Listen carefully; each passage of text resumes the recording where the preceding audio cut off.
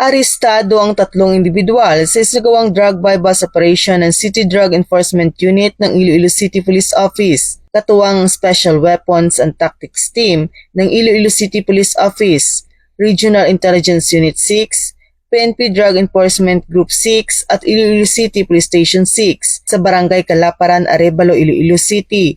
Nito lamang 18 ng Disyembre taong kasalukuyan. Kinilala ang mga naarestong suspect na sina alias Agi, alias Gail at alias Madonna. Na-recover sa nasabing operasyon ang 5 transparent plastic sachet at 9 na not-tied transparent plastic na naglalaman ng hinihinalang shabu na may kabuang timbang ng humigit kumulang 700 gramo na may estimated standard drug price na nagkakahalaga ng 4,760,000 pesos. Ang mga sospek ay kasalukuyang nasa kusudian na ng pulisya para sa kaukulang dokumentasyon at sasampahan ng kasong paglabag sa Republic Act 9165 o ang Comprehensive Dangerous Drugs Act of 2002.